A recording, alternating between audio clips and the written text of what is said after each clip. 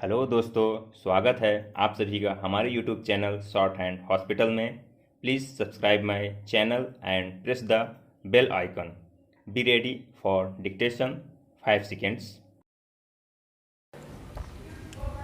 Start. महोदय, हमने ऐसा प्रयास ही नहीं किया कि किसी परियोजना को एक ऐसा संयुक्त उद्यम माना जाए जिसमें उसके निर्माता, श्रमिकों, वहाँ रहने वाले अन्य मजदूरों, वैज्ञानिकों, प्रबंधकों तथा अन्य संबद्ध लोगों को भागीदारी का अनुभव हो।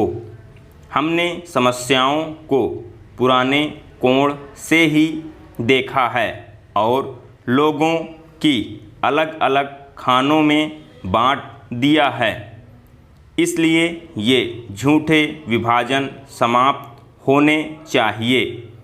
हमारे समाज में ऐसे अनेक विभाजन हैं।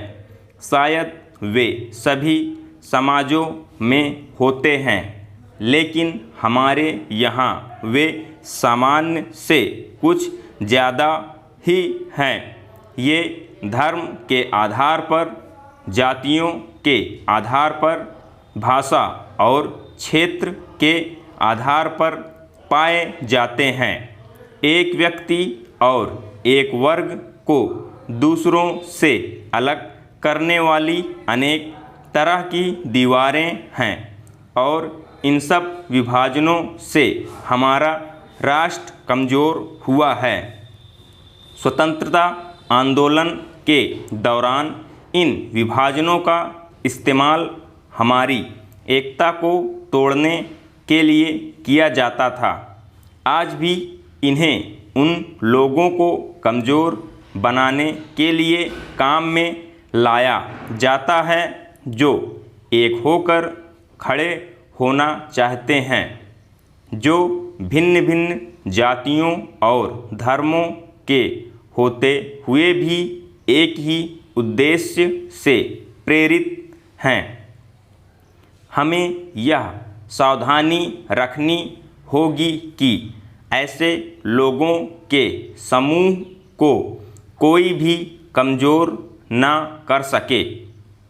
हमें ऐसे वर्गों का और विस्तार करने की कोशिश करनी चाहिए जिससे उनके अंतर्गत हमारे और भी अधिक ऐसे लोग आते जाएं जो एक विशेष उद्देश्य को पूरा करने के लिए कृत संकल्प हों, क्योंकि यही देश के हित में है।